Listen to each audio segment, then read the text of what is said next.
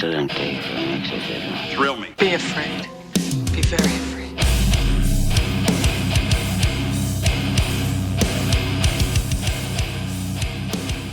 What's up, everyone? Welcome to the Horror Flicks and Guitar Picks podcast. I'm your host, Tim, and today I'm joined by the one and only writer, director, and producer, Daniel Turres. How's it going, man?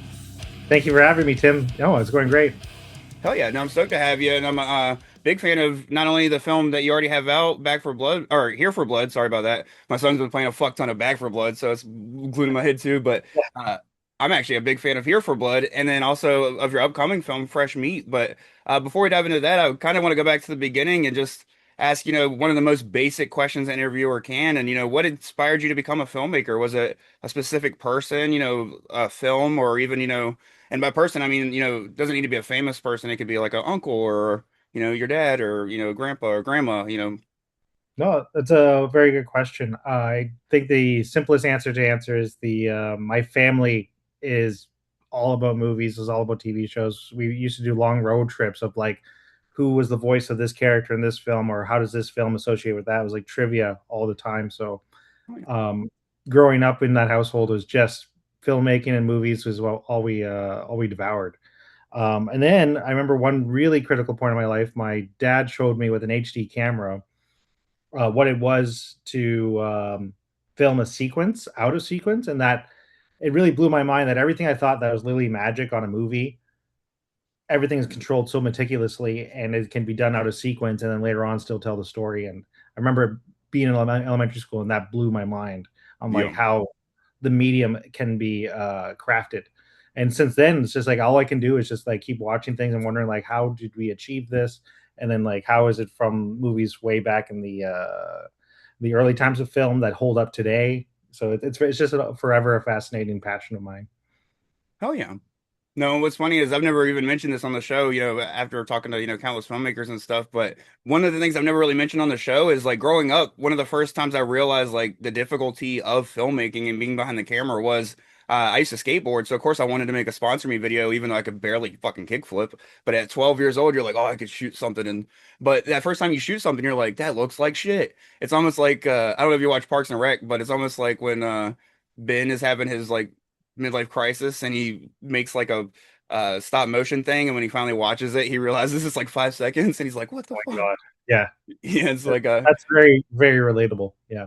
so as soon as I saw that I was like, that's almost where it like clicked for me. So it's cool that you had that like guidance early. And that's the thing is like I had people in my family that like my mom and stepdad, we watched a shit ton of films, and that's why I became such a film lover myself. Not just horror. Obviously, horror is my main thing, but I just love films in general. But it was almost like unintentional with them, you know, like that was just the way of bonding was movies and TV. But they never really like looked behind the camera and stuff like that. So it's cool Mhm.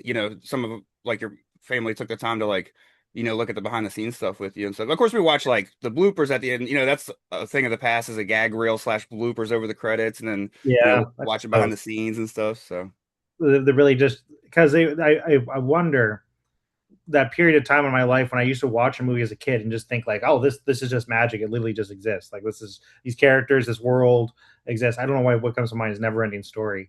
yeah, Um, and then being told later on, be like, oh, that whole breakfast scene or all those props, and then just being told like this is like a setup here. That window's probably not fake, and there's a light coming from there, and then you just start to see all the pieces that assemble something, and that's still even the way that like if even though that's not magic, it's a whole different form of magic that it's still forever fascinating to be able to show what's both inside the frame and outside the frame. yeah. And what's lucky is we grew up at a time where like a lot of the films, because I think we're pretty close in age. I'm 34, so uh, Yep. one of my favorite things is like about the time we grew up is a lot of that stuff was like it was pre CGI. So like you can watch a Never Ending Story today and it completely holds up and stuff like that. And a lot of those movies from our childhood still look just as magical. Even just like stuff a little later on like Jurassic Park and some of even the early superhero stuff like Spider-Man and shit was like magic in my opinion. I was like, what the fuck are they? How are they doing this? And then Yeah, as you learn exactly. that stuff, yeah. I love still being able to go to a movie and be like fascinated, like how do they do this? Like sometimes it gets to a point where like you have like a ton of green screen scenes of like a lot of action on a CGI level, like say like two made like in the Marvel universe, I think they have a lot of like hit and misses where they rely too heavily on the one and then not focus much like on the classic Spider-Man with its practicals. Yeah, Uh, yeah, so I totally get what you're saying because even when you watch a movie from man, I find watching movies from the 40s and 50s and just looking at the scene going like, how do they even do the scene? Performance on only even like sometimes they just pan a camera and it's a 5 minute scene of two actors keeping it interesting and purely performing and moving back and forth towards the camera. That yeah. stuff fascinates me all the time. No, finding out like the little tidbits behind like just the smallest stuff because like for instance, the thing a classic, just that title card where they had to like put it in a fish tank and burn it and like have it Hmm. show up as the thing. It's like stuff like that, even that small detail back in the day, somebody had to figure out how to make it work to where nowadays like even they can make something that looks just like that, but it just wouldn't have the magic of, because it would be so digital and stuff like that. And it would Yeah, have like too much of a flair to it and stuff. So, which it's I mean, I know amazing you go ahead, to see sorry. like how the ingenuity of these of those filmmakers back then because they didn't even really have YouTube to like reference something. Because nowadays they're like, how do I do this effect? I'll go YouTube or Google some tutorials. One of the ones I really miss is ILM's classic like clouds in fish tanks. You know, using milk and stuff to like pour that in, and then using that for all those incredible like wide composited sequences where like you got ominous clouds or sci-fi clouds or and it's all filmed through a fish tank. And I just that I hope they still bring that back. I hope that still is like in some form of filmmaking because it's feels like it had the briefest window of just adding an artistry and almost a time capsule of those types of films. Yeah. No, and definitely you could see that you're a fan of practical effects. It shows in your films for sure. That's one thing that we'll definitely touch on when we start diving into your films when we get there. But before we get into that part, I do want to ask, we mentioned how you got into filmmaking, but when did the horror genre come along? Like, when did you become a fan of that? And do you have any like favorites of the genre? If you have a favorite of all time, feel free to shout that out. But definitely feel Sure. free to shout out, a couple that set up there. I like all films and storytellings from all genres. Horror holds a special place, I think, uh, as from a young age. Those moments where you get to find like a VHS from the video rental store and you come down in your basement and you watch a scary film where like you feel like I shouldn't be watching this. Yeah. Just adds that extra layer of like enjoyment and like experience of watching scary films. I remember probably the one that scared me the most was realizing that horror isn't just about supernatural ghosts and aliens and monsters and stuff. Sometimes it could just be literally your next door neighbor and people. And then Silence of the Lambs just forever sticks out for me. Oh yeah. Being that like the horror movie is literally about people doing atrocities to each other in a very stylistic manner. Yeah. So that still holds on tight. But every time I'm watching any of the go-to classics and horrors, there's always something in them that just like I'm so impressed with the creativity, the lengths, the variety you get within the genre itself. I particularly do enjoy like the humor side of things a lot, so I find comedy and horror have like a kind of like a really cool uh, blended relationship. Yeah. No, hell yeah. No, I agree 100%. That's another thing that, just to kind of give you your flowers as we chat is that's another thing I really enjoy about your films is I feel like it has a nice way of implementing humor to where it flows very well and like there's gut busting moments, like maybe like one or two, but it just stays funny to the point where it's always funny and it's always realistic. You know what I mean? Like Yeah. it's not like steadily gut busting, but it's all you like always have a smile on your face. You know what I mean? Because it's so authentic feeling.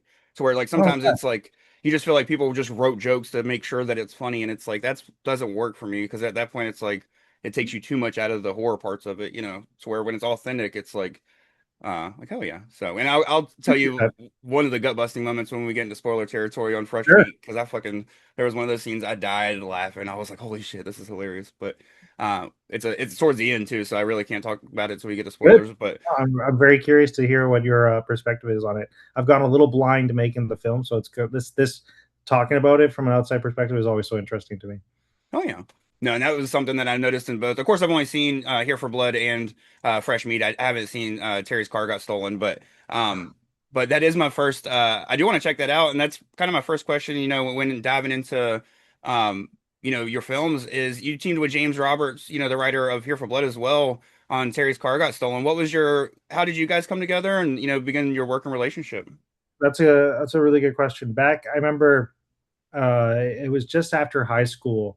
I got a job at a bakery, a gluten-free bakery, so like everything had to be like with extra measures.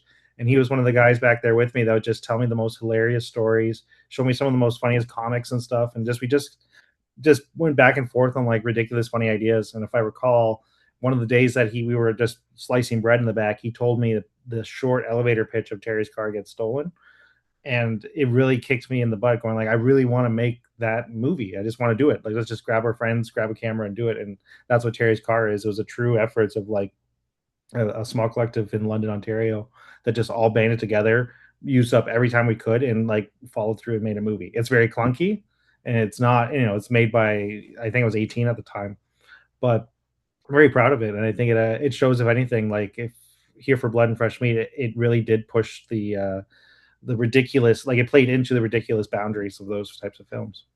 Oh yeah, no, definitely check it out for sure. And no, one thing that I like about or one thing that uh I completely understand with what you're saying too is like you also at some point you got to make that first film or else you'll never make the films that you really love or really like finally like once you become the true filmmaker you want to be you'll never make those films you might just go get a 9 to 5 and not jump into it, which I mean I'm sure you still work other jobs and stuff like that, but just saying like if you don't make that first one you might never make one, so even if you end up hating it and don't want to talk about it like a lot of like famous actors are these days, you know what I mean, stuff like like Jennifer Aniston not talking about Leprechaun, even that movie fucking rules. It's like, Yeah. and I'm not, obviously, like I said, I haven't seen your movie, so I can't say that it sucks or if it's great. Well, But I I know, think it's on Tubi. If you want to go give it a look, that's kind of a cool spot that I didn't think I'd end up getting my old film up there. So it's well, yeah, there. no, I'll definitely check it out. And but I know what you mean. It's like you got to have that Kevin Smith moment where he was like, I saw Hackers and was like, oh, now I can make a film, so I made Clerks. It's like, I'm sure there was something that you saw or just had that itch where you're like, dude, I could fucking do it. There's people out there doing stuff way worse than what I'm sure Yeah, my product was going to be. So, you yeah, basically laid it out. That no, that's the simplest advice I give to anyone else as well. Is just like it's never going to be a perfect moment. No one else is going to hand it to you. And if you're the only one saying that, like, I'm incapable of doing this or this, whatever I do is going to suck, then it's going to suck if you just don't end up doing it at all. you know, Uh, I learned something from artists around that I think we should embrace embarrassment and the cringe side of things a lot more. Some of the best artists we realize out there in all like music, film, and any type I think of, particularly performance or creative visual arts, they all start off somewhere where it's just like uncomfortable and like most likely may not even like appeal to your audiences, but if it appeals to like yourself, you know, I think that's where you will grow. And I think I've forgiven myself for Terry's car for being so hard on myself, being like, oh, that movie should have been better. But like 18 years old, bunch of friends, camera, and for what it is, it's really cool. It's like it's cool to see, like I think back then I see that younger version saw all the errors, but I see that like that younger version of myself going like, wow, like he was already thinking that way that I'm applying now to Fresh Meat you know. and future projects. So No, it's hell yeah. really cool.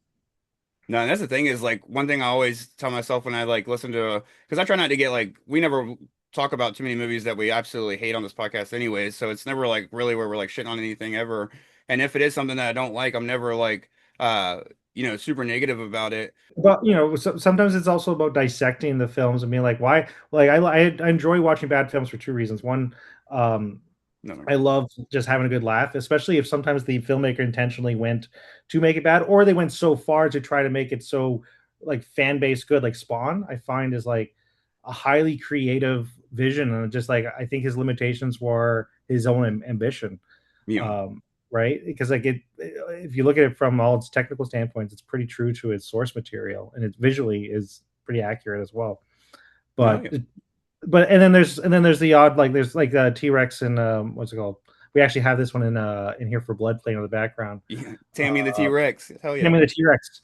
Yeah, I mean that film where you're going into is like yeah, it's a robot freaking T Rex, but you can really appreciate even the efforts they go to make the schlock you know, uh like good. Sometimes I get dulled out by like the next Sharknado where it's just like they're trying to just hammer in the same gag they've done. But those films, it was like had that weird heart that like, you know what, if we're gonna make this robot dinosaur thing, let's just make it as fun as possible and you just know, have like bloods all over the place. And that stuff I really appreciate. no, hell yeah. No, I love those so bad it's good movies, to be honest with you. And like something like Jesus Christ Vampire Slayer or some shit like Yeah. that. And but no, but whenever I hear somebody being super negative about a film, and like I try not to be super negative on this show about anything too bad, because I always tell myself like at least they made a film. You know what I mean? Like that's where my Mhm. head goes. Is this like I have not made a single film. You know, I can never do what they did. And if I took a shot at it, maybe I could be a little bit more critical. But until then, I'm not going to go but so far with my critiques. You know what I mean? Stuff. Plus, I'm just a fan of the genre. But anyway, so I wouldn't go that far anyways. That's a good But outlook. That's a good outlook to look at it all, and that makes a lot of sense. I even find myself like regretting some of my initial reactions to a movie when I was like, say, a teenager, and I'd be like, "This, I don't even get understand this movie," and then I end up watching it years later and be like, "Whoa, this is." Maybe I just wasn't in the right mentality at the time, or fully understood like what was the efforts that was in this film. So it's good to keep an open mind and just like understand that it's a challenge to do any form of production, especially in this day and age. yeah, and when I was younger, I'd watch more things and be like, that sucked. You know what I mean? But like nowadays, I feel like if I walk out of something, I'm like, it's okay. Like I never like think about it's bad. You know what I mean? It's like it's always just like it's okay. Which I guess I mean there's so much out there, and I'm not really watching like the Tubi originals that people are making in their bedrooms. You know what I mean? Like not to knock Mhm. Tubi because I know you said your film's up there, but there's some of those ones you catch clips of on Facebook. Not Yeah. you know what I mean? And it's uh like like you're like, how did somebody even get that up there? You know what I mean? Stuff like that. So. Well, Or just Tubi's pretty. This has a pretty, I would say, an open bar, I yeah, guess. As long as you hit a certain threshold, and with technology being so accessible this day and age to make like anything look, even on your iPhone. I mean, look at it like what's it called? 28 years later, of course they have a cinematography team with it, but still, you can shoot an incredible movie on your phone, and yeah. like that's something that I think is a huge access to young filmmakers today, because like the quality of their own sketches on socials, Yeah. unreal. No, but I mean, like, I'm not really giving that stuff, like, other than seeing the clips making fun of that stuff on Facebook, I'm not really giving Yeah. that stuff my, time. You know what I mean? Like, for instance, if I saw your film up there and I was like, oh, this is from the director of Here for Blood and uh, Fresh Meat, like, then I just watch it because it's like from a director I like. So that's the type of stuff I use to like find movies. You know what I mean? So I always have Oh, some kind of like, or like make sure at least saw somebody say at least something positive about it. Of course. I try to keep up with all the new horror movies as they come out, just because of doing this podcast. If people mention them or want to talk about them, I can at least, discuss them a little bit. But as far as like when it's time to reach back to something old or classic or even just like a non-horror movie I missed, I make sure it's something that's already kind of gotten either decent reviews or somebody that I have like similar opinions of at least likes it, even if it's kind of panned by, like, for instance, I loved Keeper last year and I saw so many people say they were going to hate oh it. yeah, And Oswald. yeah, Osgood, yeah. Osgood, yeah, Yeah, yeah. and I I saw haven't so got a many chance. people. I saw the monkey recently. I think Keeper's finally on Hulu as well, but I saw so many people that just I guess because the Monkey and Keeper are very different in tone as far as Yeah. like one's a super dark comedy and one's very much not comedic at all. And so a lot of people said that like they hated Keeper, and I was like, oh man, like I hope this isn't like a not a fall off, but just like like a rushed film because it did come out so quick after like the Monkey and stuff like that. And which come to find out it was something that he made during the strike because he used all people that weren't locked down by the strike to make that, and that's how it came out so quick. So uh I was but wondering, let's go back to back. yeah, so that's how he got that done is because like when everything got locked up with the strike, he went and made that real quick with the writer that had already like wrote the script and people that were I don't know how exactly they were able to work around it, but it was pretty much he figured out a way to use all people that like weren't stuck under the strike and like got that done. So they Kept the momentum going. yeah, which was awesome. So and I went and watched the film and I really liked it. I wouldn't say I liked it more than The Monkey just because I like my horror with comedy, like we mentioned earlier, but I did really enjoy it and I probably enjoyed it. It's probably I liked it close. I really like Long Legs too, so I mean I feel like it's like Really, yeah. Long legs was impressive. yeah, I feel like Keeper is kind of more on the lines of like Long Legs with tone and stuff like that. So I really enjoyed it, but The bringing up like sometimes that misconception of like, oh, this sometimes it's an actor or producer creator's work doesn't tie in closely to their next job, like an album. Even like this album doesn't sound like this latest album. It brings back like a kind of like an initial memory. We were talking about like what was that movie when we were a kid, we're going like, I didn't, that sucked. For me, actually, that sticks out as Cable Guy, and that's only because I think when I was so young, I was like, oh, I'm on a Jim Carrey phase from Dumb and Dumber, Ace Ventura, and anything else that I wanted to see like a ridiculous Jim Carrey, and he was ridiculous. But the whole tone was completely different to those versions of those comedy films. And I remember at the time going like, I just didn't like Cable Guy. I go Yeah. back to it now, and I'm actually a very big Ben Stiller like producing director fan for a lot of the stuff, and it was really it's a whole new light. I think it's like one of those phenomenal movies out there that gets misunderstood, Yeah. mostly because I think sometimes you're expecting this genre to be at least the similar flavor as the other one or the performance. And it's good to just have like know that there's different stuff out there. And I'm looking forward to doing that on my next few films for like during the horror genre. Oh yeah.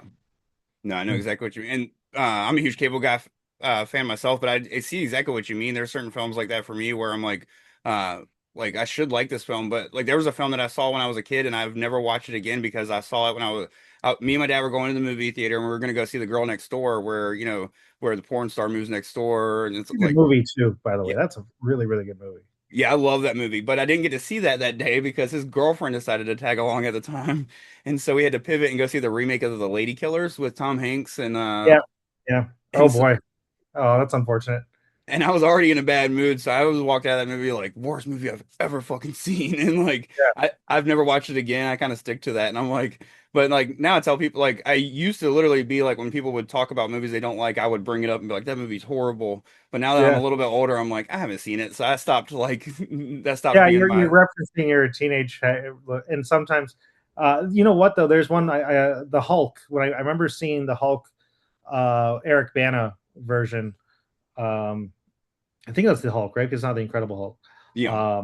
The first one with Ang Lee. I remember being a teen, like young, walking out of that theater and realizing, like, oh, okay, so yeah, bad movies can exist. Okay, all right, that's just a thing. Like that move, like not everything's gonna swing hard and hit the fences. So Yeah. No, I know what you mean. That's my thing though, is it's like that stuff that I saw as a kid that I really didn't like. I don't go back to it and try to like I've given some stuff a reach like a rewatch just in case like especially if it's something that's beloved. Like if people loved The Lady Killers, I'd give it a rewatch because I know I watched it at a bad time. But like mhm.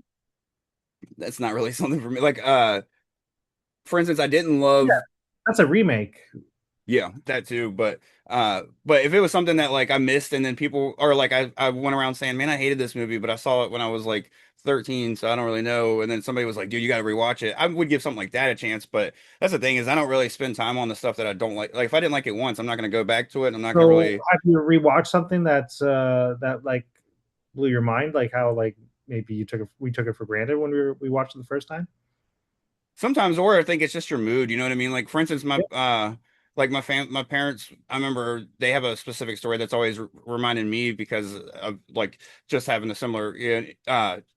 Because I really liked the film. So when they first came to me and they were like, "Hey," they were like they really hated that film Anger Management that came out with Adam Sandler and Mhm. Jack Nicholson. And I went and saw it, and I was like, I thought it was pretty good, and thought that they would love it. And come to find out, they went to see X-Men, and it was sold out, so they were forced to go see Anger Management. So they were like pissed, Man, hearing that tickets were sold out. Wow, what a ride! Because that was right? a thing. It was you had to make sure you were at the box office at a certain time, and then when you were able to buy it on Tribute or whatever Cineplex count on like pieces of paper, you're just blowing my mind with this nostalgia of like going to the theaters and Right. like when you're planning to go to the movies, you're gonna get those tickets that you're sold out, and then you do choose like, well, may as well go watch this other movie.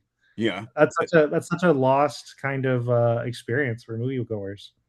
And especially like nowadays, because even nowadays, like say something does sell out, most theaters have so many, like they have like 10 cinemas, or 10 auditoriums. So what they'll do is they'll have like three of them playing that movie within like an hour of each other. So if that one sells out, you could probably shove in within the next hour somewhere. But I Mhm. live in a small town in North Carolina, and this was literally like a little twin theater. So you had two theaters, and you were like wrapped around the building when like Harry Potter or X-Men, like Wow. Spider-Man, and all that was out. So it was one of those, it was like $2 for kids, $4 for adults to get in. And I remember seeing the Pokemon movie there when they gave us like a free Mew card, and my parents fell asleep behind us for snoring and shit. And this, but it was, but yeah, but that was the thing is you had two options. You know what I mean? If X-Men, and that's also what sucked though. Is there's one small box office. So say X-Men is playing, and then uh, like Don't Be Afraid of the Dark by or produced by Guillermo del Toro is playing. I remember seeing that. That was a movie I walked out of not really liking, but never returned to it. So,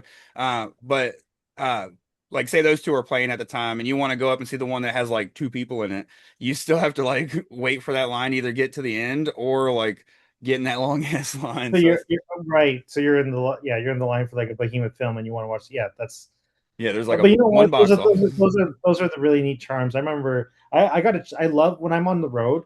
Anytime I can find like a still existing movie theater that's like a non-chain version, that's like those old, well kept vintage ones. I saw Midsummer in Barrie, Ontario. I'm from Canada, just so everyone Okay. knows. So I saw Midsummer there in this beautiful little antique theater, and it almost added like the creepiness vibe to such a colorful film. But that's one of my favorites. Like I love like at least collecting in my travels all these beautiful small original theaters. Okay. No, I kind of do the same thing. Like I remember we went up to Richmond for a festival, and we went to this one theater that was turned. It was like an old train station that was turned into a movie theater in a way that was like I don't know, I'd never seen it before, but it was like even the theaters were just something I'd never seen before. They were very long, and like the screens were kind of small but still far away. It wasn't Yeah, like the greatest thing, but it was still cool and shit. But no, that one, and then we had one that I went to a film festival last year in Mania, North Carolina, and it's called the Pioneer Theater, and they're like over 100 years old, and literally I fucking broke the seat while watching the movie just leaning back because it felt man, through so old. But and I guess they're not used to heavier guys, but it was no, like, and that was the same way. It was literally had like a very small incline and was just long as fuck. And I was like, these are wild to see all these like different like theaters and stuff because I have the AMC Stubs card, so that's where I usually go. But like when I go out of town and stuff, I try to hit something unique too. But I should have known you were from Canada, having Sean Roberts, because I'm a huge Degrassi fan. Like, and when I mean huge, like I could go in my closet right now and pull out 10 seasons on DVD. Literally that big of a fan. oh, it's very popular here in Canada. That's for sure. We all the Comic Cons are there's for sure a Degrassi alumni cast that show up there all the time. Oh yeah.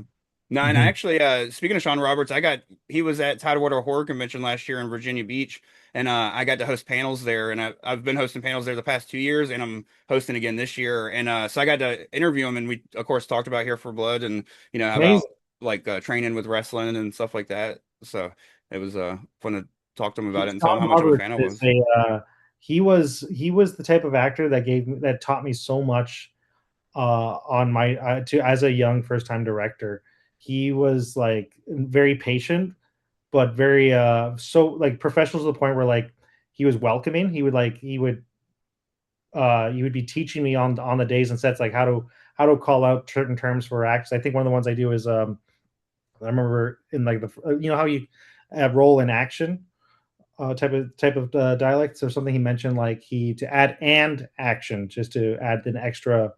So when I'm going to call action on set rather than just saying action Yeah. and action, it kind of even that little bit of like just like prep helps the cast members just like get Yeah. in like cue in and get in on the roll.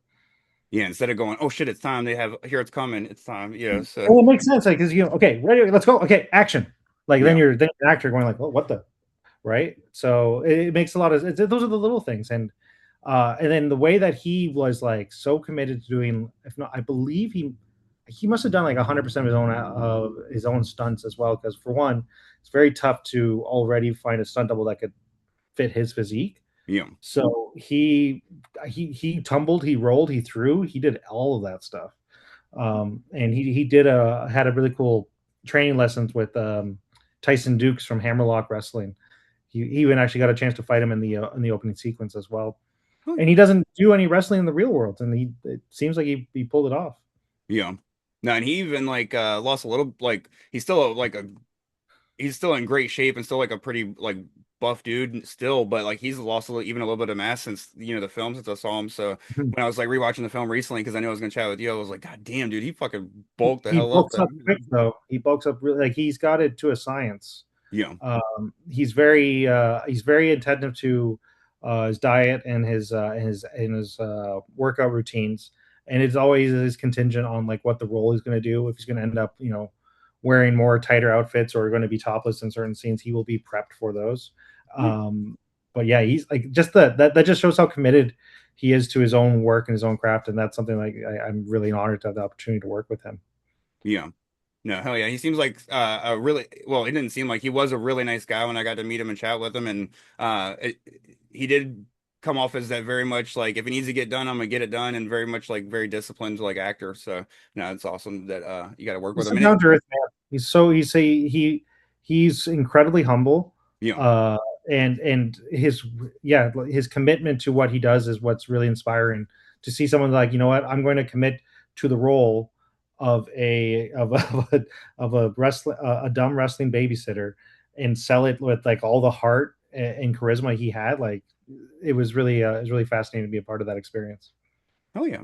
Yeah, he gives off the attitude of like not instead of being like I'm an actor, it's more like that's my Yeah, job. My job is acting. Like I'm a yeah, person and my job is acting. And like that's how he comes off like so like when he's seemed like a very awesome dude. So that was cool to get to meet him and stuff.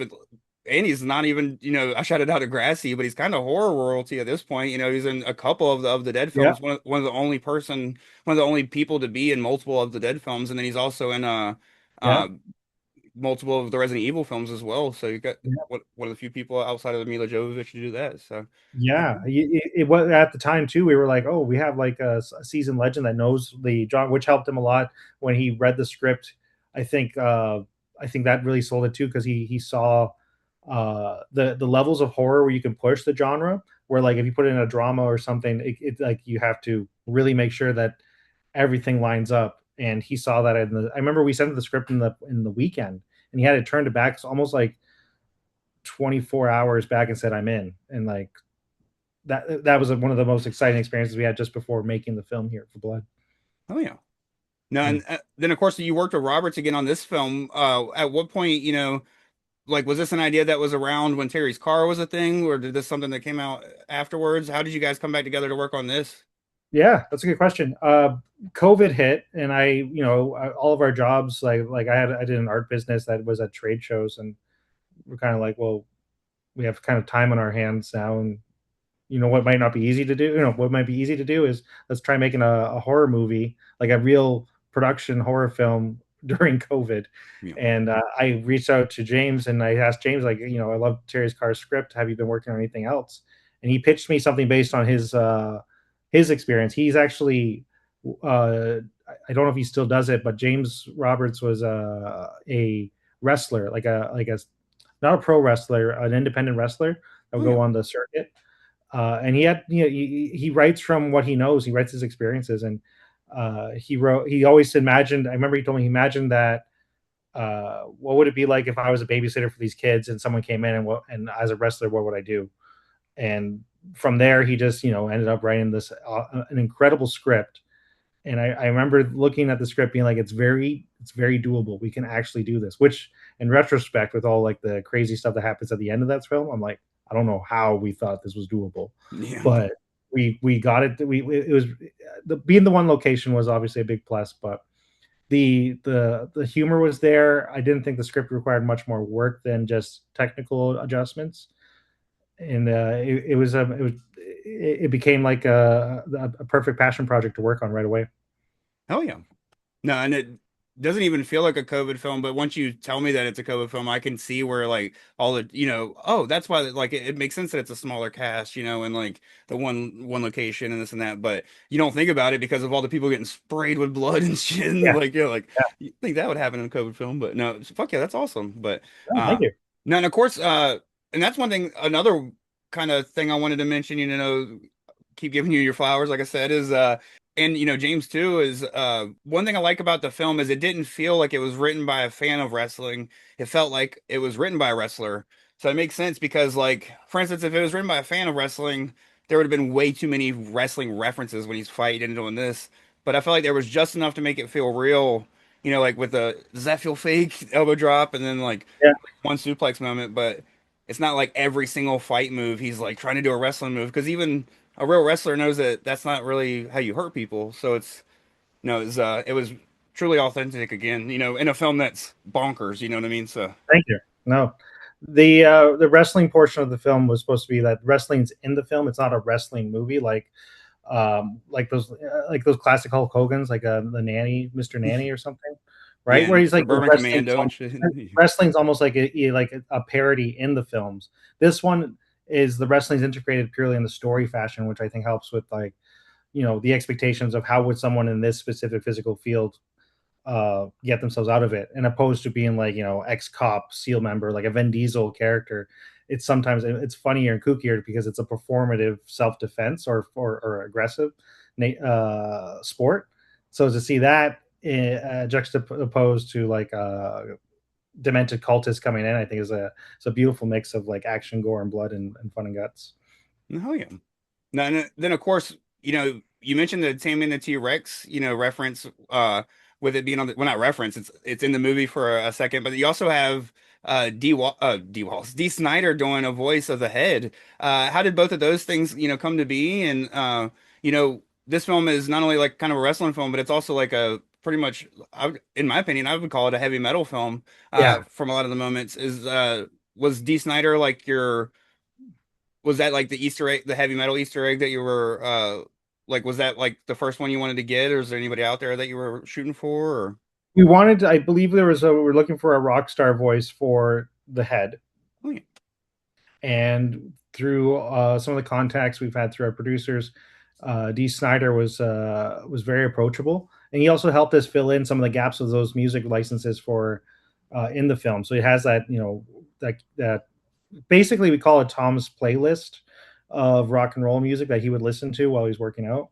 That's kind of like the theme of his music. And yeah, D. Snyder came in. I remember we worked with him for I think just over an hour. Had him eat an apple, scream into the mic, feed me a few times, and do it with his like, that nostalgic voice of his Yeah. to really sell it. And he had fun. He had a lot of fun doing that with us. I remember being on the Zoom camera while he was there, going, "What am I doing? How am I?" And he bit into that apple, doing all like the chewing and like eating scenes while he's saying "feed me." I loved every second with that. Oh yeah. No, he's I feel like he's one of those guys that's game for anything that seems fun and like in the stuff that he loves, like in the wheelhouse of stuff he loves, which horror being one of them, you know what I mean? Because I love that show Holliston, by Adam Green and Joe Lynch. And I don't know if you've ever seen it, but it's pretty much a sitcom by two horror directors. And so everything is like horror references. There's like Oh, blood cool! gags in it and stuff like that. And Oh, what's this? yeah, it's hard to find. I have the first season on Blu-ray, and I need to get the second season. They both were on Shudder for a while, and you can like pay for them on Amazon. I think it's definitely worth it. Like almost every episode has a guest. You got Danielle Harris in an episode, Kane Oh, Hodder, cool! Tony Todd, and a lot of times they're playing a version of themselves. Like in one episode, they meet up with Kane Hodder, and the whole episode he's having like a mental breakdown about not being in Freddy versus Jason. So it's like, and it's like he's like they literally have to go to the hospital to see him because he like has an issue because of that. And so it's wild. So no, they do like a lot of and like Danielle Harris is in it and she's like crazy mean in it on purpose, but she's like playing herself and stuff. And shout out Dave Brocky, rest in peace. I don't know if you're a Gore fan, but the vocalist of Gore was Oh it yeah, yeah. he was in it before he passed away as every time Adam Green went to bed, he would come out of his closet and be like his closet monster at night and like talk to him and stuff. That was one of our other producers on that film. That was there for his favorite band. Yeah, Oh fuck yeah! No, it's one yeah. of my it's my buddy. Oh, my buddy's second favorite band. His favorite band is White Zombie, but he's seen Gore like I think he just went to like his 50 something time, like 53rd time or something, seeing them. It's So pretty incredible to like so far being in two films to get connected to like absolute rock legends. I didn't even think that was going to be a possibility to do with these films, and I'm so grateful right, for hell that. yeah, Actually, for the puppet that D. Snyder played, that was my sister's hand. That was the but she had such she's a first off she's a talented, bubbly person, but she had such small hands that they were perfect to fit through all the interesting places we put the head. yeah, no, hell yeah, no. And then how did y'all end up getting Tammy and the T-Rex? Was that just something that like fell into your lap, or was that something you wanted to get specifically, or That one we looked into. I believe we had contacts with Vinegar Syndrome. They offer like they restore and they hold on to a lot of good old classic films that need to be preserved. yeah, And so they had like a decent type of almost like a catalog for indie filmmakers to be like, hey, here's some like low cost, interesting films that you can license for like things like this. And being the low budget of the film we wanted to make sure that there was something on the TV that was like pays homage to the type of film we're making, but also doesn't break the bank. And fortunately, Tammy and the T-Rex was like, when we heard that was even available and we could afford it, we were like, oh yeah, let's totally put that in. We can now have a movie where Paul Walker and Denise Richards are like adjacent Yeah. to at least, so it's cool. No, hell yeah. No, that movie rules. Actually, literally have the Vinegar Syndrome copy up there somewhere in my. And like, the parts where like they're ripping like all their intestines and stuff from the insides and stuff, it was like that's perfect because like the Here for Blood and Fresh Meat, they're all just full of that beautiful visceral physical practical violence. Yeah, and that movie has a wild lore of like the Tanny and the Teenage T-Rex title card, and it being Tammy and the Mhm. T-Rex, and then they also like the film was released as like a child's film with all the stuff cut out of it back in the Mhm. 90s, I think, and then so to like get this Which is version finally. weirder. I think it's like sometimes they do that, and because they cut out the other parts, it's stranger. Yes, because then you're selling a kid a film about a woman fucking a dinosaur, pretty much. So, Yeah. no, that's weird, but no, I love the practical effects in this film. What was the team that you had on Here for Blood, and was that the same team that carried over to Fresh Meat? Oh, they talk about rock stars. I always consider those guys from the Butcher Shop Effects Studio Oh yeah, in Hamilton, Ontario. They are the absolute rock stars of what they do. They are complete artists from the ground up. Like they take everything with such pride and seriousness, and they like to be very like upfront of being like, "Hey, if you want to achieve this quality of an effect, it's going to require X amount of time, efforts, and costs." And with those guys, like they're so straight up, and they only want the best out of it. It was hard for me to say no if they were like. I think the first effect I ever did with them is we cut the head off that big meaty character at the end of Here for Blood, yeah. and when he gets his head hooked, that was the first effect we ever did with them. And so that was my first experience seeing like a volcano of blood hitting. I don't know, it was an entirely very, very high ceiling, but it hit the ceiling of this barn. And once we all saw this movie, and we were already pretty exhausted because we've shot so much stuff prior just before ending the night with special effects, and when we saw that, it just made everything we knew from the rest of this movie making worth it. Because anytime with special effects time, the crew's energy, the cast energies just all went up. We've all been shooting like all the grueling parts, and now we're about to shoot the two VFX shots or special effects shots at the end of the butcher shop guys, and they've been prepping. They got their compressors going, the blood's set up, and they just freaking go. And I'm looking forward to continue to work with them on every project that I do at this point because have they won special effects for Fresh Meat Oh at yeah. the Blood and Snow Film Festival, and I think they absolutely deserve every bit of recognition because they to me they're the star. They're absolute star of the project, of both projects. Oh yeah.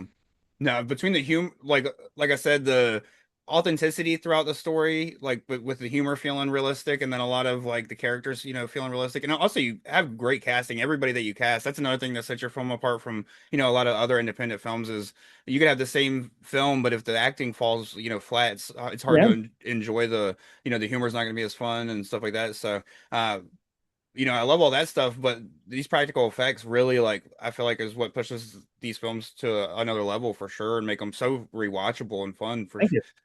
so no, I definitely wanted to ask if it was the same team, and it felt very much like the same team, because everything felt, like the same type of, gore in both films and stuff. But hell yeah, we can move on into Fresh Meat, and we Sure. won't go full spoilers right off the bat, and we won't go too spoiler once we dive into spoilers and stuff. But of course, I want to tell you about like the scene I thought was funny and stuff like that. So we'll Go have to ahead. talk Tell me about that. what you want. I'm here to. Yeah. I'm so excited. Thank you. But we'll throw out the spoiler warning when we start getting into that stuff. But before we do that, do you want to just give the people a small log line about Fresh Meat? And also, Sure. do you Sure. mind letting the people know what's the rollout plan for this? Right now, it's just festivals, if I'm not mistaken.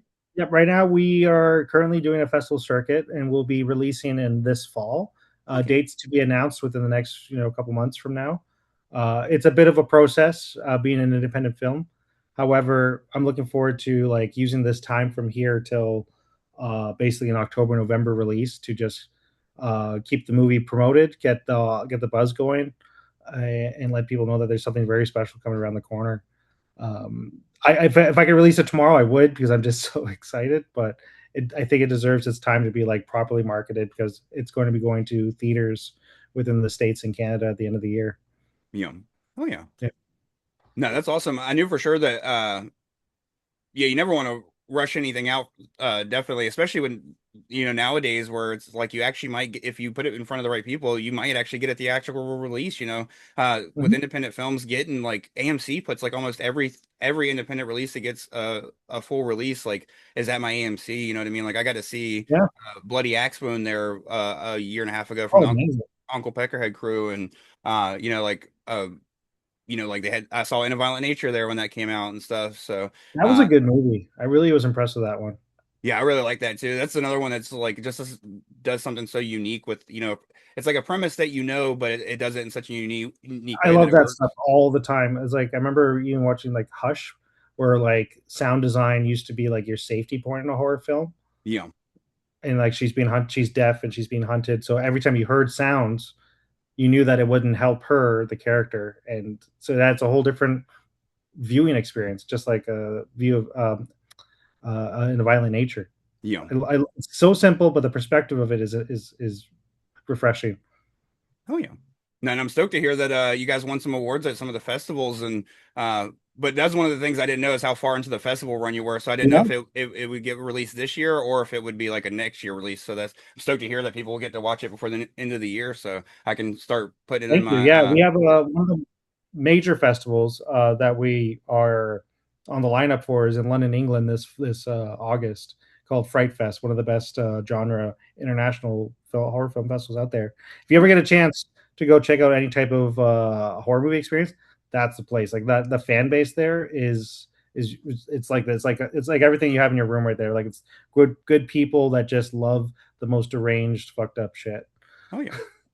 No, Yeah. I definitely want to. I've never been out of the States, but the UK is where I'd want to go, and that would be the kind of thing that would like make it worth the trip. You know what I mean? It's a little hard to do that type of shit nowadays with our government, but that's a whole nother Yeah. story. But fucking, Well, luckily you're I in will say, Canada. But going back to the nostalgia of horror films, sometimes some of the best independent horror films they had their light in the day in the UK before like America really like. I think Evil Dead got more noticed in the UK before America was like, oh yeah, that's our movie. It was really great, and then they jumped on their own bandwagon later.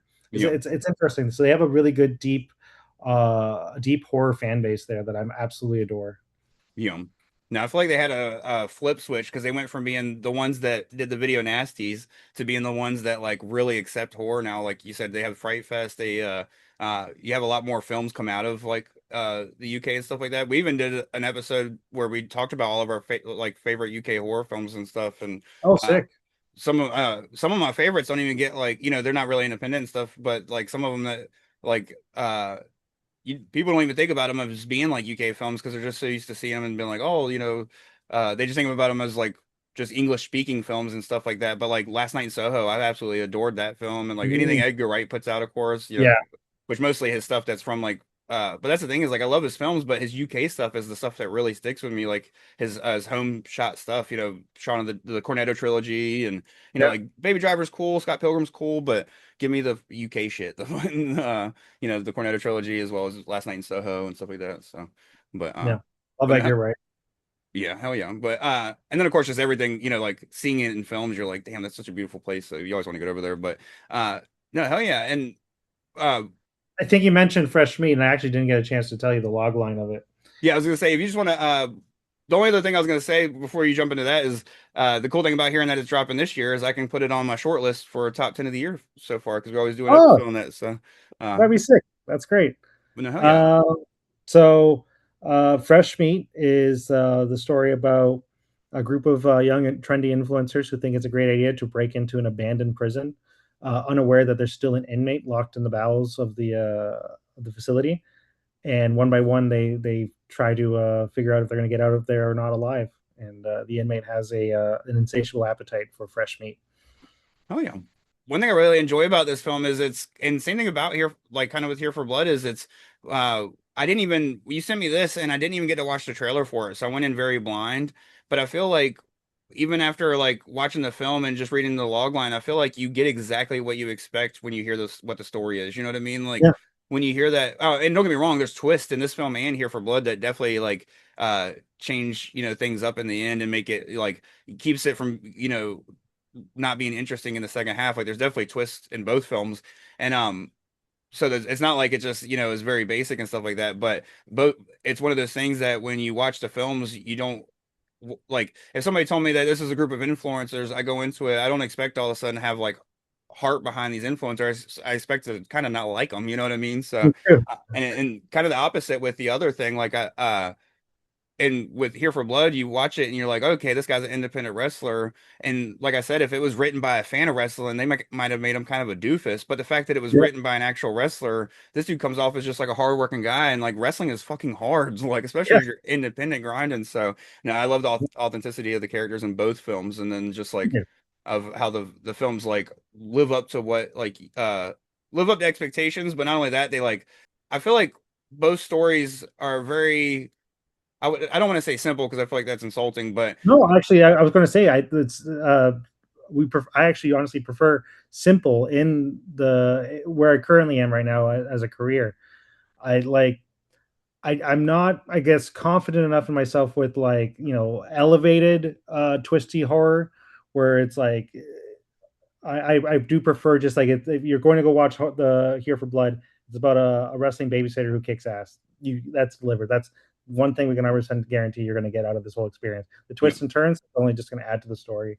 And for this one, I really personally wanted to do my own version of a slasher film because like Here for Blood was more home invasion with multiple like slashers in it, but I wanted to do a true homage to just a classic slasher. That's it. Like it's just you're trapped in a room with the unkillable killer, and let's have fun to see what that is in a different setting.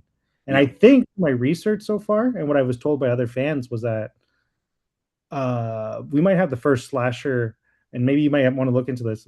The first slasher to be set entirely in a prison, uh, because most times slashers either like escaped an asylum or a prison, and they've gone off and killed in the world. So might want to think about that and see if that is true or not, because that might be pretty cool. yeah.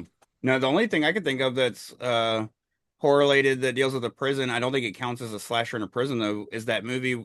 I can't even think of the name of it. I don't know if you remember that has like every I was gonna say you're thinking about like the one with like all the legends, but they're playing homage characters, right? yeah, and Like Tom Keene's in it. they're all like fighting each other though. It's like a big Death brawl instead of Club, like Death something. yeah, it's like death fight. It's something very silly, and like the movie's kind of very silly, but it just was like loaded with everybody, like Bill Mosley, Dee Yeah, Wallace, yeah. It was like almost like an Rose. Avengers level like film where it's crossed with so many legends there. Yeah. So I think that's the only one I could like, even for me, that's the only one I can think of that's kind of closest to be on par. Yeah, and that's not even like I said, I don't even think that's technically a slasher. So no, that's Mhm. definitely, something unique about it as well.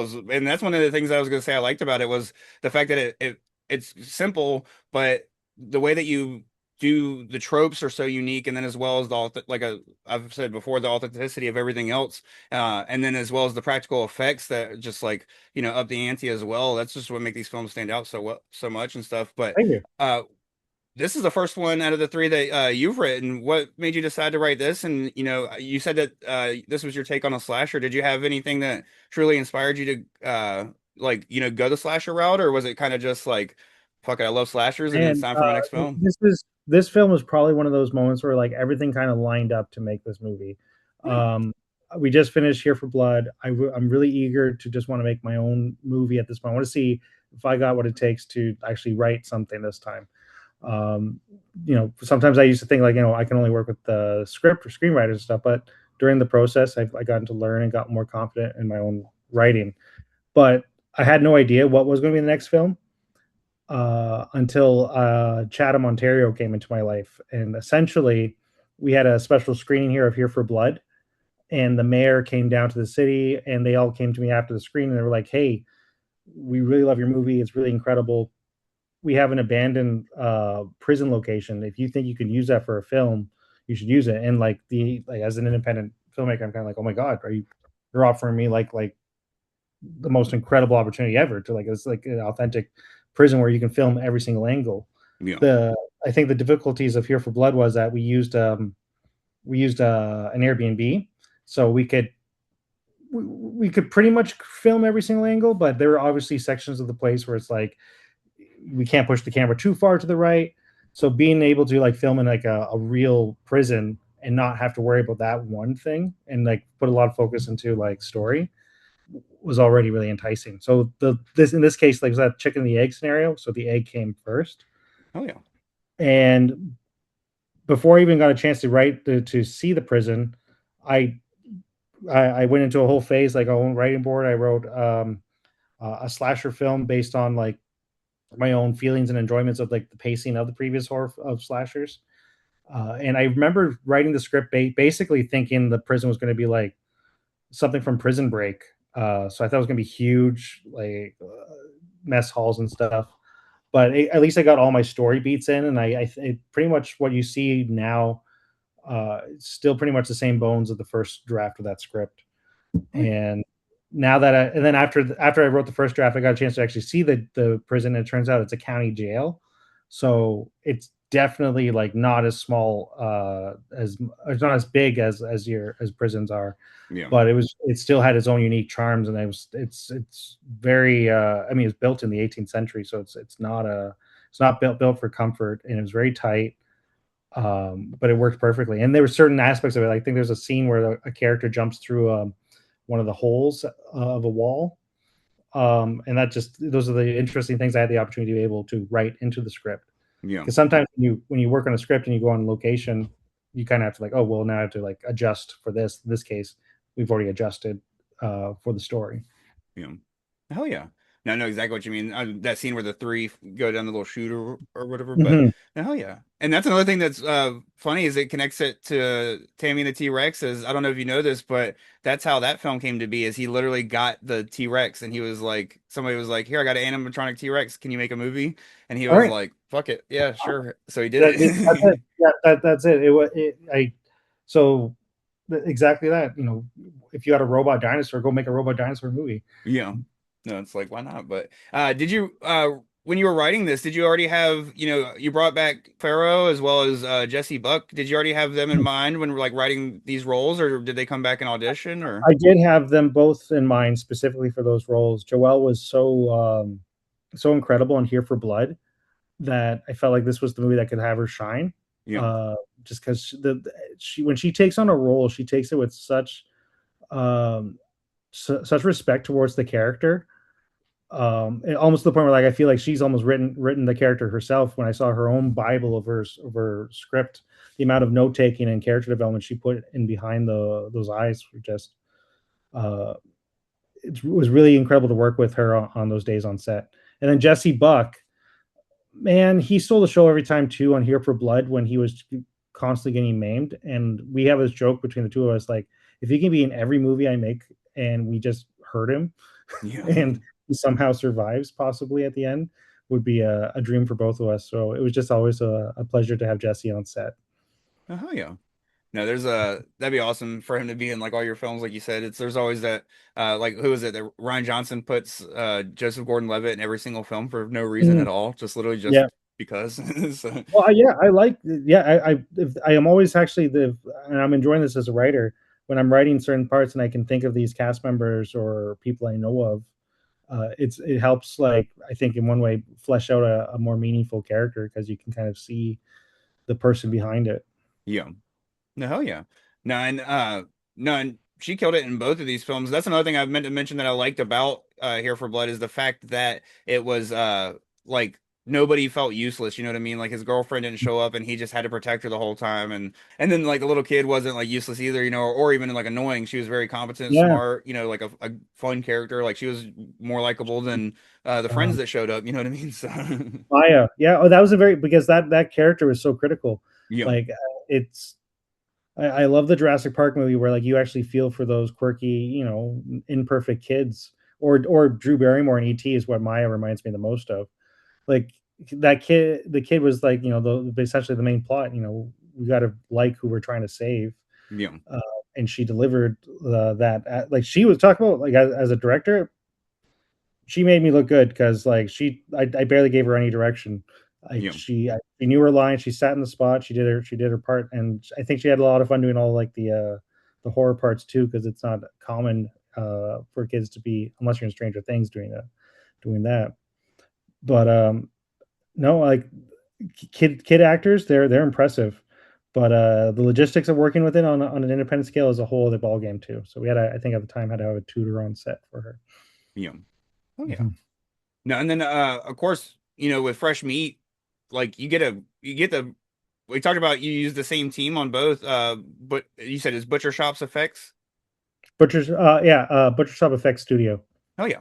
And Mhm. one of the things I really enjoy about fresh meat, which I guess this is kind of starting to go into spoiler territory, but not really, because there's Yeah. a slasher. But the look of the slasher himself, I've absolutely loved that. Especially now, this is where we are going to go spoilers, I guess, because I do want to talk about something That's else with fine. it. But so going forward, we're going to talk about spoilers for fresh meat. We're not going to spoil the entire plot, so you can still listen and enjoy the movie for sure. But we're just that way we could talk a little more freely with a spoiler Go alert. ahead. So. No Uh, problem.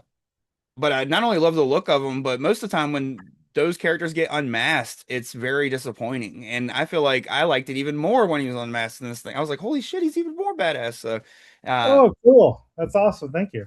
of course, where did the design, like, did that come from? You just gave them free reign? Did you have some ideas in your head? Where did that come from?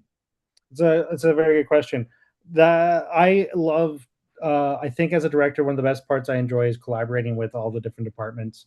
I do have an initial vision. I have some guidelines, but I don't give as like every little specific detail to the artists behind it. And then they end up throwing back concepts and stuff.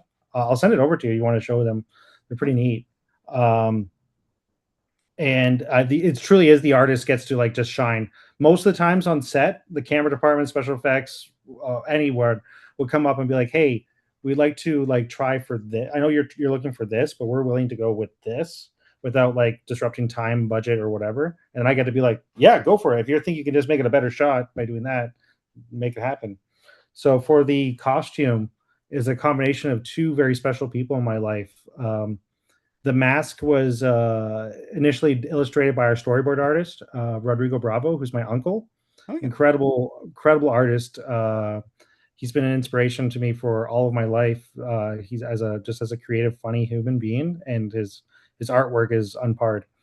And so he gave me a bunch of interesting designs based on real type of like oof, rudimentary, almost like torture device level insane asylum headgears they used to have for inmates and stuff. So we wanted to have some type of grounded place yeah. for where that came from. I love the belt that he had. So like we always were thinking that he was just restrained by thick belts. Um, and then my wife, she took that mask idea. She actually sculpted all the masks for Here for Blood as well. Oh yeah, So she's an incredible art director. She even constructed that whole demon door in Here for Blood where it like had that whole like carvings in it and everything. But so she designed the look of the costume of what we call the inmate, based on the mask, and she was inspired by Clockwork Orange. I recall for like strapping for the legs and the pants and stuff. yeah. Actually, I don't know if you can see him, but I have a prototype of an action figure of him. Hell yeah, that looks Yeah, awesome. You can definitely see thanks. it. Yeah, my one of my best friends here, Mike Toy Butcher here in town, he made this little guy. So the canvas was always the thing we always wanted to do, was like some kind of like he's not based on any type of real prisoner outfit. This is completely made up. Yeah. Straps and stuff, leather bits. But this is what I love is the crotch thing here with the leather straps. It's directly from a Clockwork Orange. Oh yeah. Yeah. No, I love that. At what point did you decide to make him a cannibal? Man, it probably leads me back to Silence of the Lambs. Oh yeah, It's just that weird, sick fascination of like, what would it take for someone to eat another person? It's kind of disturbing. yeah, Um, and so, like, I was trying to think of like, what are the strengths and weaknesses of this character? I think it'd be interesting to see what like almost like an insatiable uh, zombie like character that just needs to constantly feed and eat. Uh, and then what would he be doing like left behind in a prison to give like an excuse for that Frank character to come in and keep him fed. yeah. Yeah, so it's just I've actually I have some friends of mine that went to go see the film at the screening. They thought uh they didn't even realize he was a cannibal up to the point where he's taking a bit of flesh right out of I think Anton's leg there. So Yeah, like the whole first act of the movie, they just thought it was just like, okay, he must be just some psycho serial killer. Like, nope, he eats people. yeah. So there you go. No, and that was one thing I loved about the film, and you kind of did the same thing, a little bit of the same thing in Here for Blood, where you have that scene at the opening, that kind of gives you a taste of what you're in for, as far as knowing that you're going to get that gore later on and stuff. And so I love that opening in this one. You get a lot more gore in the opening though this one than you did with Here for Blood. So it was so cool to see that like opening scene. Of course, you see Frank lose his arm and stuff like that, but uh, Mhm. when hell yeah, and then one other thing I really enjoyed was like the whole in the climax there's a team up to go fight them, and this is where we'll get a little heavier spoilers, but it's not like a team up that ends successfully, if you know what I mean, without going full spoilers, I guess. But that was one thing I also loved about it. Like you see a lot of people go the like Scooby Gang route and it works out for them, like Yeah. I love It Follows, but at the end they kind of do, exactly that. They team up and it works out and then they all leave unscathed. And this one, that's very much not the case. Was that something that you kind of wanted to, happen all along? Was there always the plan to like, make it seem, have that subversion of like maybe, especially with the relationship between the two best friends, that was like the most gut-wrenching part, of course, but Oh uh wow. was that something that was like when you created that relationship and just put these characters together, was that something that you always decided was that there would only be like one technical final girl, or Okay. Well, you know what? If you have a moment, I'm going to break in some interesting tidbits about that.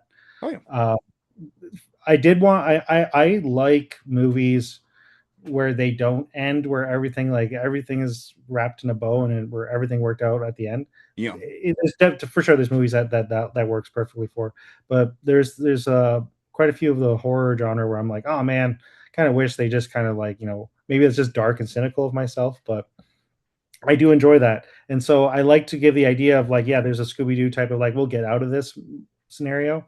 But I just wanted to like really just like, I don't think you are like, you're not going to be able to face this guy and just get out of this unscathed tonight. Like I couldn't let that happen.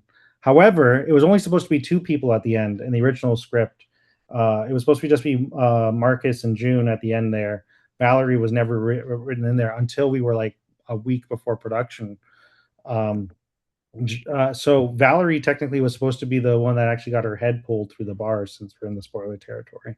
okay, oh yeah, So she was actually written to be that character because the script was that they have this cool friendship, and I just wanted to show that nobody is safe, including the cool friendship. And like she was supposed to be the first one to just brutally and aggressively die. And then I liked it. I liked that idea a lot, where like the one character you thought would be too charismatic to like remove from the picture would just be like gone. Um, but Joelle brought up a point, being like she was really impressed with their relationship as like best friends. That to her felt like it was cut short for like an opportunity to really delve into like what that friendship can go through the script, and it was convincing enough for me to like have to like remove the pieces of the chessboard and like have her end up somehow at the end, and but still have someone else's head big pull through prison bar. So that's how Michaela got the short end of the stick for that. Um, oh yeah, but yeah, so and then now, which on paper sounds great, but then on production, you're kind of like, man, doing a finale where you literally add one extra body that we did not prep for, like properly, like we like does throw like a wrench into a lot of plans. But in some ways, like if you notice her demise is technically more simplified for the special effect than most. yeah, Like we've split heads, electrocuted, whatever. Hers was simply like stepping on her back and crushing her slowly. And from most people, they tell me that like that special effect, that person's death is the second most brutal compared to the head pull. And I'm like, oh, that's pretty cool. And I think it's because of her performance yeah, is so selling when she's just like dying so horribly on the ground, and all she's doing is just spitting out blood, and she's just on the ground going and yeah. it sells, and it's almost too good. No, and she's probably the first one that like dies that you're like, man, you don't want her to, you're kind of like you don't really No, want her to die. So yeah, it's uh, your best friend, and I think that I really like that creative choice she brought in. yeah, oh yeah, no, and I also really that was one thing that I love as well as and when it got towards the end, I was like, wait, is everybody gonna die? Because that'd be kind of cool. But I do know what you mean, where it's like, you can't really, as much as we love that ending, the broader audience wants at least one survivor, and it's a little different than like Here for Blood, for instance, where like that. The only reason I thought that you might kill everybody off is because like in Here for Blood, he's fought so much harder than she's survived, where he's She actually survived. Yeah, yeah, he's physically like fought people. He's like done so much at that point to save everybody that if everybody mm. still died, it would suck. Especially because there was people like it was more if he died to sacrifice the girl and Phoebe would have been fine and whatever. But it's just like you just didn't want to see everybody get a demise in that movie. To where this film, Yeah, even with her fight and everything, you kind of were like, I like you a lot, but if you died, it would be okay. But but no, one thing I do want to mention also that was very subversive as well, and honestly, for a second I was like, man, that's a bummer. Is I feel like you do a very good job of psyching people out and making people think like, damn, we're not gonna get an on-screen kill, and then you just find out that those people aren't even dead, and then you actually get the fucking most brutal one. That's one thing that made me like pop even harder for the head pull kill is the fact that I thought people, I was like, damn, we're down two bodies, and I didn't get to see it, and then you find out those two yeah, bodies are still in play. Uh, yeah, no, was that completely intentional to kind of make people think, like that the gore was gone and then bring it yeah. back around with that? Exactly. I wanted the first hour. You get a taste of like some of the gore you're gonna see, right? And then like Yeah, the first hour of the film, you're kind of like, I'm in the rat race of it, where like there's people are splitting up, people are going missing, and then you're building your own head of suspense of being like, oh, did those characters get just die off camera? And purposely to like a true horror fan like yourself to be like, oh man, are you cheating me out? You're cheating me out on this stuff. And but then to the regular horror, like the not, I find some of the best reviewers or non-horror fans that come to watch this film, and they're like already invested and wondering like what's the mystery behind these disappearance. So we was very critical that we wanted to make sure that every single character had their moment and had their like screen time of like their demise, and every actor really was excited for their death day. um and so that was always intentional to kind of just keep, even say on a production standpoint, for like keeping it like low budget but also feel uh like high production value in every single scene. It's really neat to see how, I think there's like in the first hour there's less than 5 minutes of actual visual time of the inmate, but yeah, yet you feel him there, like he's lurking around, he's up in the drafters, he's in the darkness. And you feel his presence, and it's just so cool to me to be like that production value sits there, even though to film it it didn't require as much as it does for like those more special effects scenes. yeah. Hell yeah.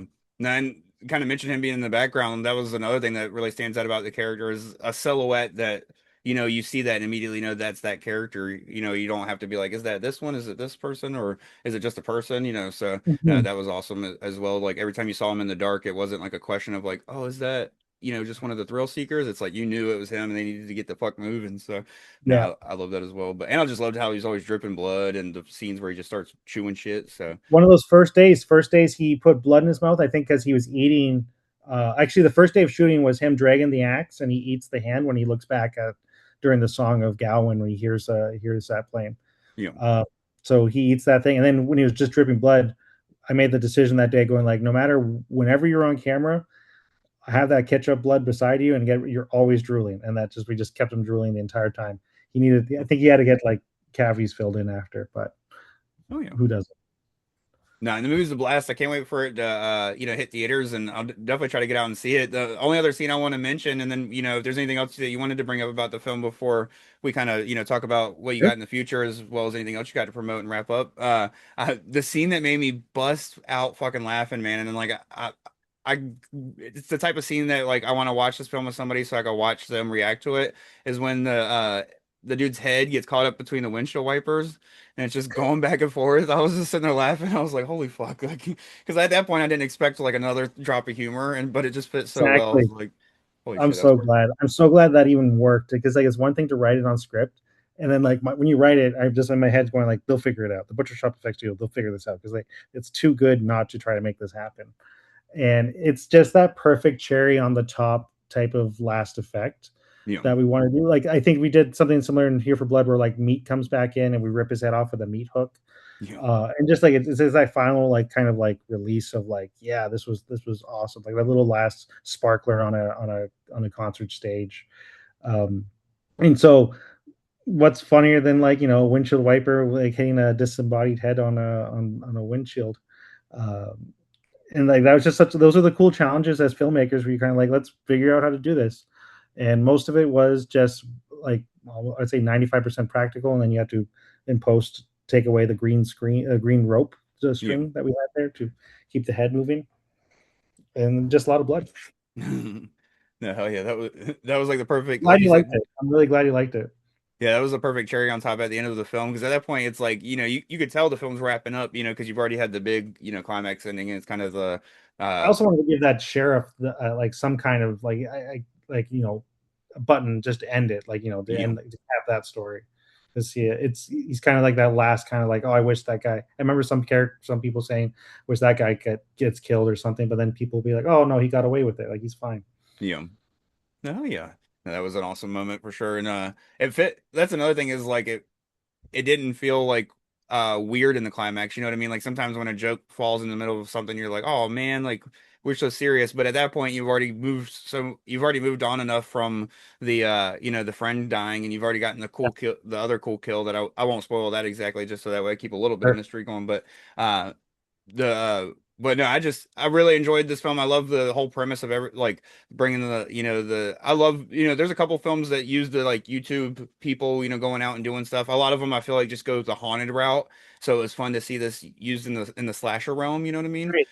It's a lot of like haunted hotels or haunted this, and so it was We nice to see. also purposely didn't do too much found footage. We wanted to show it like more from when the cameras aren't rolling, and like what their psyche is behind, literally behind the screen. Yeah, Like I remember writing Marcus a lot, just being like, and cut, and then he'd just be like, cold, calculated. Okay, let's get our next shot. Let's keep doing. Let's keep going. Because like to do social media, man, like you have to have so much high energy on camera, and then behind it all, you just got to like, move and keep getting that next like enticing content. yeah, So that was kind of the direction I think, and I think it works, so that it doesn't date us down the road. Because sometimes when you do a lot of like found footage or type of cameras, or even in this case the vertical, yeah. uh, it, I wanted this film to at least feel like a movie first before any type of like found footage elements are in there. Oh yeah. No, and then I'll be honest, when I first, because like I said, I tried to watch the trailer and that link didn't work for me right away. So I was like, fuck it, I'm not even gonna try it again. Just went straight to the movie and Cool. watched it. And so like when it first shifted from that scene in the prison to the uh like to the kids shooting their like the Yeah. first thing that Yeah. they're shooting. At first, I was like, "Is this gonna be found footage?" Because I like found footage a lot, but I You. just wasn't expecting it. So I was like, and I feel like a lot of times, like because your other film wasn't found footage, I just didn't expect it. So at first, I was like, "Oh man, that would be unique," especially because the first scene wasn't too. So then I was like, I guess it would be a blend. And then when it wasn't, I was like, "Oh, but that was a cool way of like bringing you into those characters and seeing what they do and stuff like that." So no, I Yeah. really You enjoyed only have that so much aspect time of it. to convey them, and rather than just tell who they are, it's really great for them to show you the world that they work in. And I Yeah. would still like to do. I have a very good passion for found footage films. I Fuck do. yeah. There's some out there. Poughkeepsie Tapes is one of the ones that holds up for me. Yeah. Well, long ago to taking a Deborah Logan, and then, but I'd love to try to do a found footage down the road. Yeah. Lastly, though, if you want, just before we end off with fresh meat, since you do guitar, talk about music and stuff, we had one of the best songs that we had no idea that we were actually going to score for this film for the finale, which was Gowan, A Criminal Mind. Oh yeah. No, this one had some awesome ass needle drops in it, and I meant to ask about that, like if that was all pre-planned going in, like because we mentioned Edgar Wright, and that's one of his things is like it's almost like he writes the soundtrack as he writes the script. Were those songs that you always had in mind when writing those moments, or were those things that came along later? Well, Or two of the songs, yes, I knew. The opening song and the last song, they were both custom made oh for yeah, the movie by a band called Deep Southwest. I actually ended up shooting as a director for their comedy TV series after, and that was a whole different world of filmmaking other than just horror. Um, but since we got the chance to get these guys on, they made two custom songs. So that opening song that says "Fresh Meat," Fresh Meat, It's What's for Dinner. Yeah. I fell in love with that one. And then the last song at the end, right at the head cut off of the on the windshield, is One by One. The YouTube video, music video, just dropped recently, and it's amazing.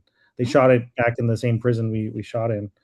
So those songs we knew that were going to be in there. The rest of it, lots of great locals in my area that submitted songs that fit for the spot. But the one that we really wanted to try to at least get to is True or Shot was Criminal Mind by Gowan, a Canadian legend here with basically one of the most iconic ballads in the 80s. Yeah. And I remember the day we actually got the rights, or we were about to sign the rights to it, and we were like, let's see if this song even just fits. And we sent it to the editor, and like I was there live on a call, like a group call, and they put the song in for the finale, and it basically lined up like beat, music, tone to the entire fight sequence at the end. And it truly felt meant to be. We all had chills, and what an honor to actually get that song to be a part of that movie. I've been listening to that since I was a kid. Hell yeah. That's awesome, man. Especially like you said, like the way that it just fits, it almost feels like kismet, you're like, fuck yeah. But, well, yeah, especially if you listen to those lyrics and the way that the just how haunting and long the song is, and it crescendos perfectly with like the drums and the piano to like the violence. It's incredible. Yeah. Hell yeah. Nah, I really enjoy this film, and I can't wait for more people to see it. Thank you. Do you want to let the people know, what's next, what's up next for you? Do you have anything else to promote? I know you work on a podcast currently as well as a producer. I just started producing a local podcast in my hometown called Alternative Highs with Justin Gahn. He's an incredible story of perseverance and fighting through the worst of it. It's a really impactful show of my life, and it's a nice change from just like blood and guts. So it's very heartfelt and meaningful. And then for myself, I've been enjoying my time writing back-to-back scripts. I'm in the first time in my life where people are curious to see what I have coming up next, and like offering me basically opportunities to develop my next feature. So it's a whole different ball game. The fun part is I'm really excited that I get to work on what I like to work on, opposed to working on something else that someone else hires me to do. So it's a really exciting place to be. Because I at this rate, I did not believe I'd be able to work on like 3 movies where I generally just really like these stories and get to make them. And I'm looking forward to doing the next one. Hell yeah. No, I'm stoked for it, man, and I'll definitely keep an eye out for it. And hopefully we'll get a Fresh Meat 2 down the road. It's open to anything with the inmate being out in the woods. I mean, well, that's a big spoiler. You know what, Bill? I think when you're going to a slasher, I would love to, like, there's so much more story to tell of him. And just to circle back, this movie was never meant to be like an origin story. It really is just like you're trapped with this thing, and now you're so stuck in the moment that you're just trying to get out and react to the consequences that you're in. That by the end of it, I love hearing the audience come out and be like, okay, we know the creatures, maybe a little bit about who they are, but there seems to be more story, and especially with what the sheriff says, being like, they made him unkillable. We don't even know who they are. Yeah. So there is so much more movie out there before, after, during, and I just wanted to make it so, I think we're in the works of getting new slashers to update our horror films, right? We're paying so much homage to the classics. It's kind of refreshing to see like a new Terrifier or even like, what's it, Valentine's Eyes? Hard Eyes. Hard Eyes, yeah. Like it's cool to see like, new slasher. I even like the one from the time traveling one that actually got me. Cut? No. Totally Killer. Oh, Totally Killer. Yeah. It's cool. Like it feels, has that perfect homage, nostalgic to the originals, but still being a whole new slasher for new generations to come. So I think Jeffrey here will have a place to hold up against them. Oh yeah.